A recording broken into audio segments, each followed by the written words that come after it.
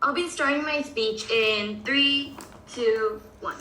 We think it's dangerous to implement a single currency because it encourages disparity between countries and incentivizes countries to opt out of the African Union. Hence, we're very proud to oppose this motion. Our model is clear. Each country will have its own currency and they won't have a single currency, basically. Before going on to my two arguments, I have one refutation against the government side. So they talked about how the investment will increase and how all countries can become economically better. We think that this is not true, right? For example, South Africa is being funded by China.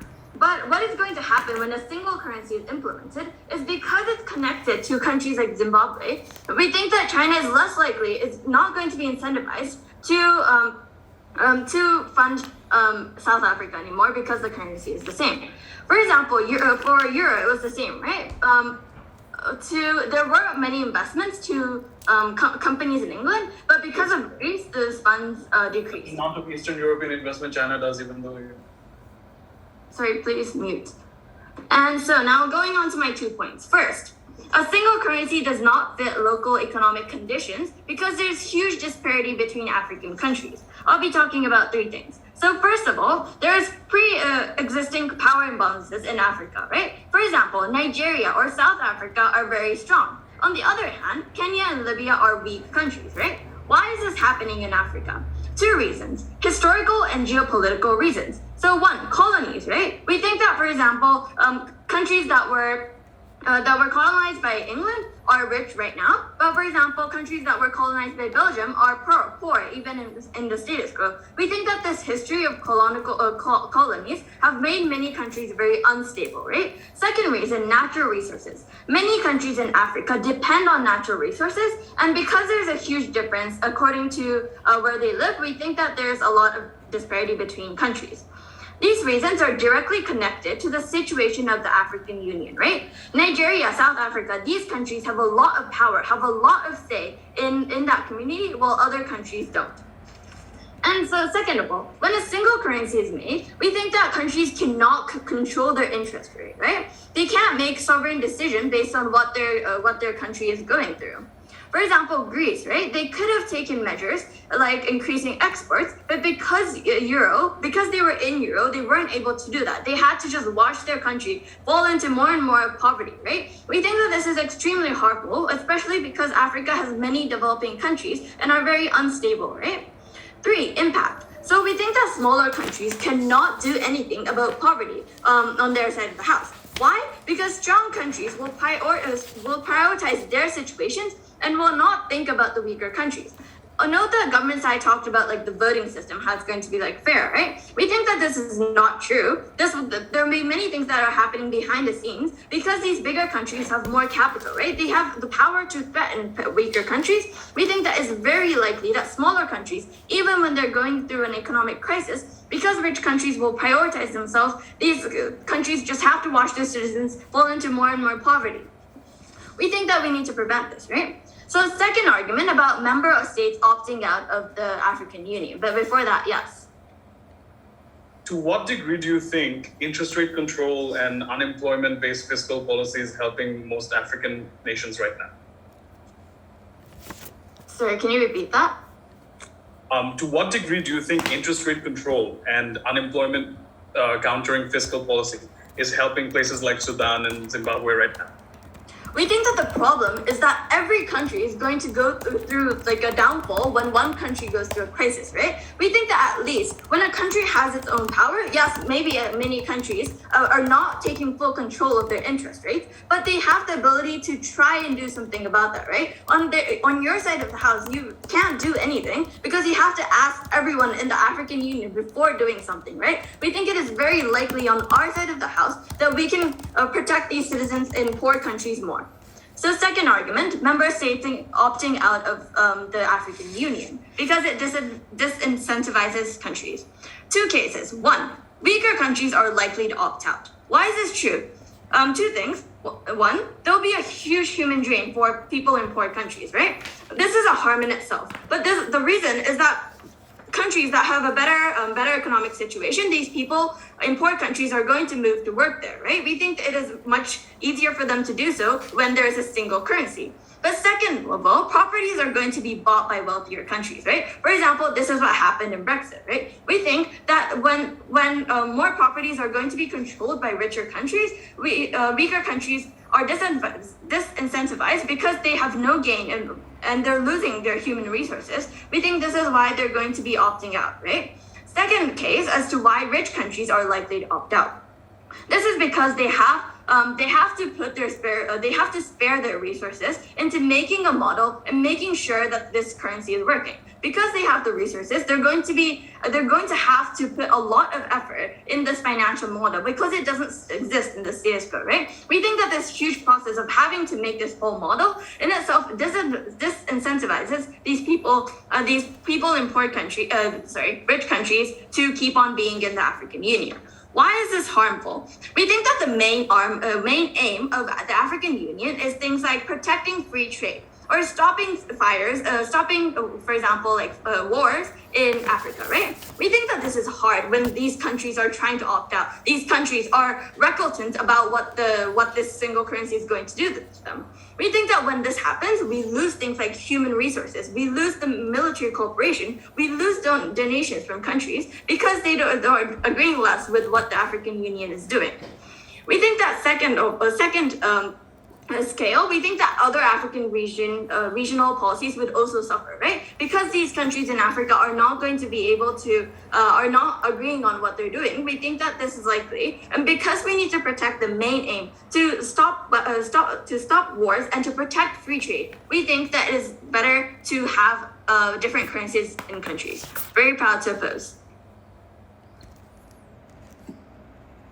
Government cannot win this debate because everything they say is not unique to the fact that we are uniting the currencies. I think what this debate was actually about is whether or not it's feasible to be uniting economic policy and whether or not that is actually good. I think at the point that everything they talk about can be achieved through other means, they have not fulfilled their burden in this debate. With that said, I'm going to be talking about 4 things in my speech. Firstly, what are the unique benefits of this motion, just to kick out Prime Minister's arguments? Secondly, can the AU be fair? Thirdly, on the topic of foreign investments. Fourthly, what is the impact on less wealthy countries? Sorry, there's a fifth one. What is the reaction of rebellious, financially volatile countries, and how will they be weaponizing this policy? So firstly, what are the unique benefits of this motion? As I've said in my intro, everything they said about things like sharing information or encouraging businesses, none of that was explicitly unique to having a shared currency, and that was very clear from the lack of substantiation coming from Prime Minister. All this that can be done under our side as well. We can have things such as sharing economic, sharing human resources, for example, economists, or creating those kinds of data banks. We can encourage businesses by having small business funds. Anyways, the point is that none of that is tied to currency at all. The unique benefit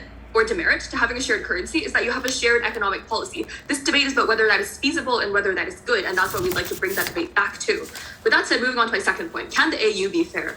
I think Prime Minister Hitoha, leader of opposition, has already told you that the AU cannot be fair because structurally there are disparities in African power that date back to colonial times and geopolitical differences that cannot be reconciled. They keep talking about a fiat power of magical equality, but the fiat, if the fiat is the status quo, then the status quo is incredibly unequal. Countries like Nigeria, Egypt, and South Africa, they have much more bargaining power than countries like Liberia and Sudan, simply because of the fact that they have more people there, they have more power there. They provide more money to the AU. As a result, all of the leaders of the AU come from those kinds of larger countries, and we think that the impact of that is that when the countries have different economic situations, what happens is that the situations of the larger countries are going to be put before the interests of the smaller countries, as a result, entrenching inequalities that already exist. Now, even in a fantasy world where there was no imbalance, a single currency is inherently dysfunctional because of the different economic situations of countries process situations differently, right? Because Africa is large and geopolitical differences mean that the same thing can mean very different things. For example,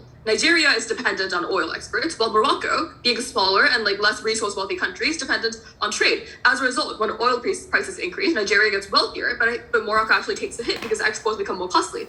The consequence of that, coupled with my analysis about how the AU is inherently unfair, is that when something happens that impacts states differently, the interests of the larger states are always going to be put before the smaller states.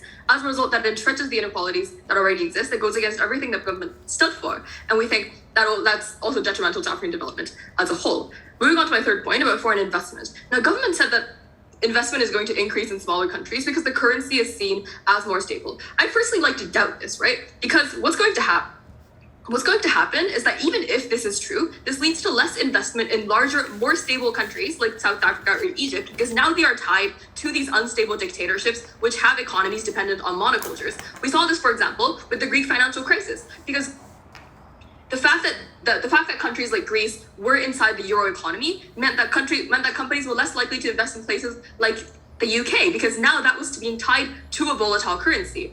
Now, how do we weigh this? Should we prioritize the investment in smaller countries that government is talking about, or should we prioritize the investment in larger, more stable countries that pre-exist? Two reasons why we should prioritize investment in larger countries. Firstly, is that we would much rather prefer to have these countries invest in larger countries because they have larger populations, they have more potential to become financially independent, and we think that creating an organic base for African financial development can only come from these countries that are already bigger rather than countries like Somalia. Secondly, we think depriving these less stable countries is actually good because it incentivizes political change that is much less likely to happen when there is this nominal economic stability that means that these political leaders do not have to change at all in order to get investment. What happens under our side is that when these smaller countries do not get investment, these political leaders are the politics in these countries is much more likely to lean towards things like, for example, democracy or being more lenient towards foreign investment. And we think that is a much better thing that can only happen under our side. Yes, Puyoi.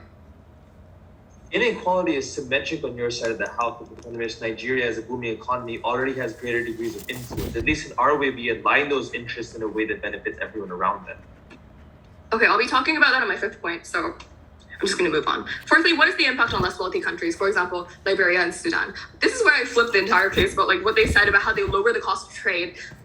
Okay, sure, we absolutely agree, but that's bad because the likely consequence is that what's going to happen is that things like dumping by wealthy countries and crushing the industries of less developed countries due to this lowered cost of trade. How is this going to happen? Three ways. Firstly is that the production power is already different amongst countries, as I said. Some countries already have advanced industrial economies while others do not. Secondly, as a result, we think these countries have a disproportionate power to sell their more advanced products onto these other countries. Thirdly, as a result, that has a long-term effect on the industrial development of these poorer countries, right? For example, when your country continuously has an influx of cheap, high-quality goods from other wealthy countries, then your country is never going to develop an industry of its own. As a result, that is what our leader of opposition was talking about when she said brain drain, or things like industrial development, and these countries have no opportunity to develop on their own, thus entrenching inequalities. Now, DPM said that, brain drain is irrelevant because it's not about humans that we're talking about in this debate, but we don't think that point stands as long as that is exactly what they've insinuated from PM. So we think the consequence of this is that when we lower the cost of trade, that comes at the detriment of the less wealthy countries in the AU, and that is what we cannot accept. Fifth argument, how will rebellious, financially volatile countries weaponize this policy? Because I think that when the person who gave me the POI said that these countries get a more level playing ground, I think that actually means that we are giving these dictatorships too much power to take the currency as hostage and therefore do whatever they want. Two characters of leaders in these countries. First, they are often dictatorships which monopolize power. Second, they have often risen to power in a context of nationalism. What is the impact of this? When we tie them into an African economic system and give them the power to leverage this to leverage their own economic situations against the interests of larger powers, we think the impact of that is that they can reject any ultimatum given by the African Union to change their own country. For example, the African Union can, for example, say that you need to stop conducting human rights violations, whereas I think what happens when we unite the currency is that now they have the power to do things like have huge tariffs or to make huge economic changes without actually making the changes that were asked by the AU, right? What happens then is that we give them too much power, and then because now they can take the hostages of other countries' economies as a result. So all in all, we say the rebellious, financially volatile countries are going to be weaponizing this policy in order to gain more domestic popularity and in order to gain more power within the AU. All in all, we say that everything the government says can be flipped to create a much more unequal and much more violent AU. Proud to oppose. 3, 2, 1.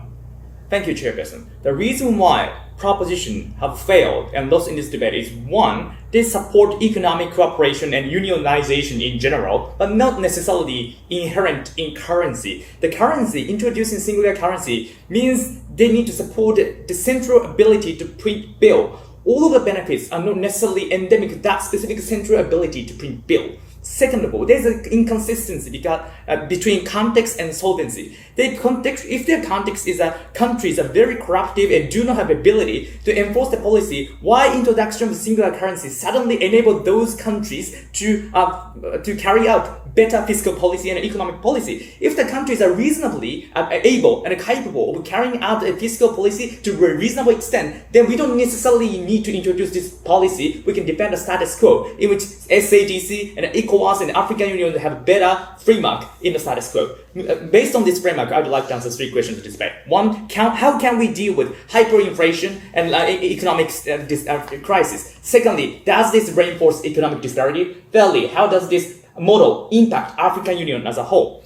First of all, can we deal with inflation, hyperinflation? Because that was the first point that they have raised in this slide. So Prime Minister and Deputy Prime Minister and even government will raise 5 structural reasons why having collective union is better. Like data sharing, intellectual people are working there in a board and good members and experts can be dispatched. That's irrelevant to the currency. We are able to collectively share expertise within African Union, Southern African Development Community, and ECOWAS. That is why even in the status quo, many countries are trying to find common grounds. But introducing singular currency is too much, and that's the qualitative distinction between status quo and their policy. Second of all, they magically assume that if we introduce currency, we can notch or incentivize countries like Zimbabwe to change and radically change and shift the fiscal measure and economic policy. Incentive is different from ability. Yes, we have to acknowledge the fact that other member states like South Africa will be incentivized to check and scrutinize over what Zimbabwe is doing. But it doesn't automatically mean that African unions and other wealthier nation states have the ability or discretion to make an intervention into actual fiscal policy making process. If the opposite scenario will likely to happen, if you become too much aggressive interventionism, that radicalizes the dictator. Because dictators' incentive to take a hard diplomatic policy to show their strength and masculinize their policy to their citizens, most of all, that we are fighting and negotiating with wealthier nation in Africa, and that's the primary incentive. So you rather radicalize the Zimbabwe and other hyperinflation countries when you are trying to aggressively intervene their fiscal and economic policy. But even if rich nations temporarily cooperate or convince or persuade Zimbabwe or Nigeria or other nations to change fiscal and economic policy, that's not sustainable at all. Because in the long term, the public opinion will be in favor of requesting their government to spend limited resources for domestic poverty alleviation, domestic welfare, and education for elderly people, rather than trying to spare resources to notch and convince Zimbabwe and other nations. Next issue within the same issue is about the investment. The reason why the crazy assumption from their side of the house is that the investment will increase, foreign direct investment will increase. That is the opposite. When the South Africa or the Nigeria, other wealthier nations' currencies are connected with the hyperinflation nations, that undermines the ability of individual investors in China and Russia to continue making investment in African continent as a whole. The reason why South Africa is attracting investment from China is because South Africa is independent. They have their own economic system. That is why China and private investors are investing a lot in China. But now you undermine that incentive by having an interconnectivity inside a continent. That is very dangerous. Moreover, economic dependency and complementarity reduces warfare. That soft power is not mutually exclusive. Even under our model, in a relatively flexible free trade agreement and ECOWAS and Southern African Community, we can pursue reasonable level of unionization within African nations. We don't necessarily have to introduce a currency to further accelerate unionization.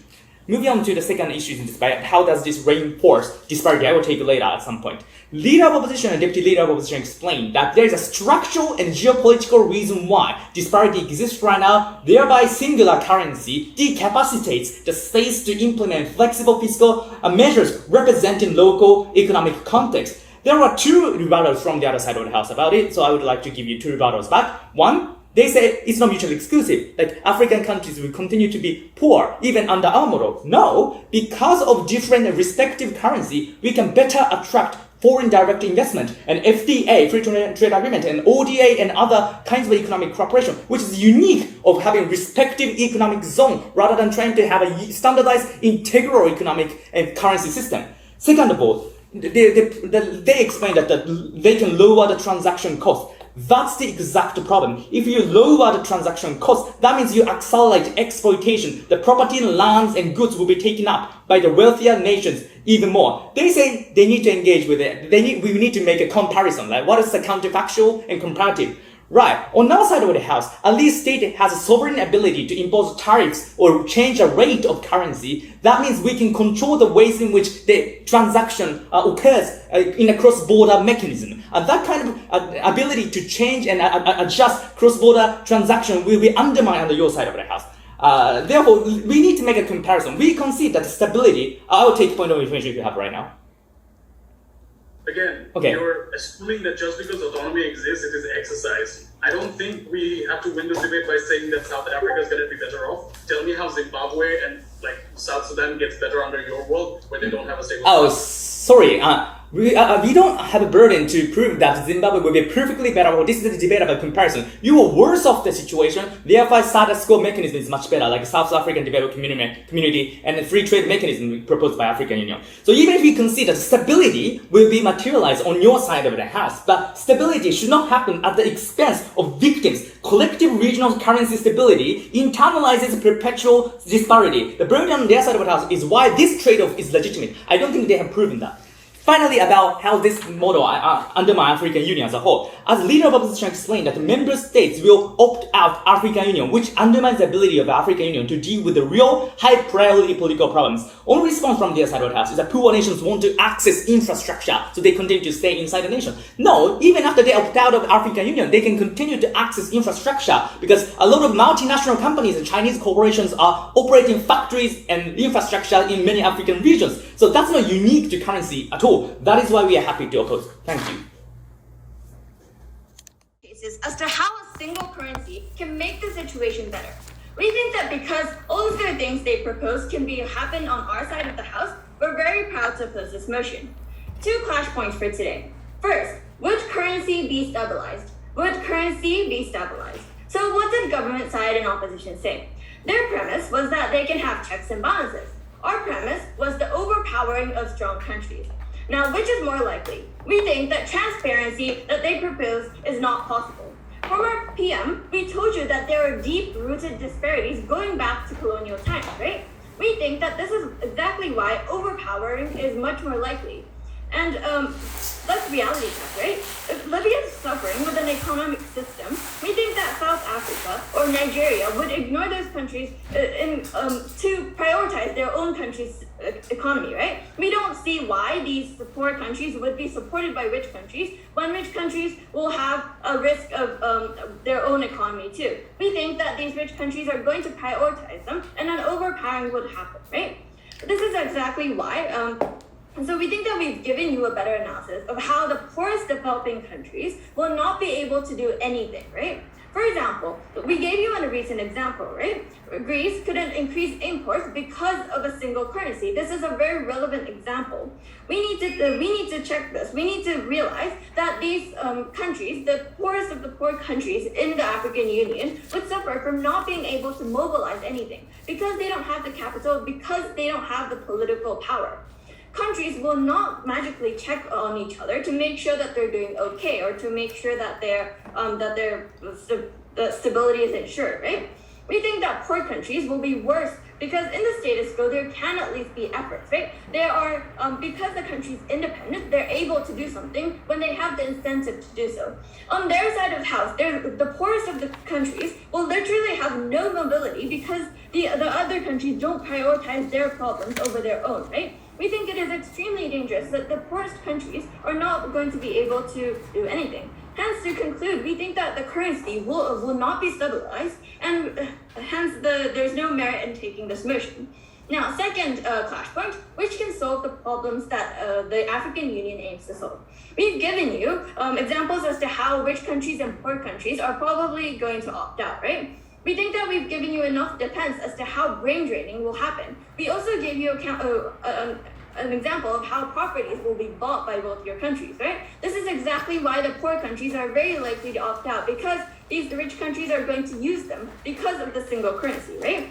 All of their benefits that they're giving out will only be possible if all the countries are in the African Union. Because they haven't been able to prove this, we think that is likely that the problems will not be solved, because without all the countries cooperating and donations coming in, it is impossible to solve problems such as like free trade or weapons or war happening, right? We think that the African Union should prioritize these problems over taking a very risky case of the single currency that they're proposing. Lastly, because development in Africa depends on investment, and we think that we've proven how this investment is less likely to happen on their side of the house, right? We think that investment is what develops these countries, and when rich countries are not going to be able to get that because of the single currency, we think that we need to prevent that, right? When extremely poor people will be left alone, and it becomes harder to promote the aims that the African Union is proposing, we think that it is much better to not take this motion. Hence, very proud to oppose. Thank you.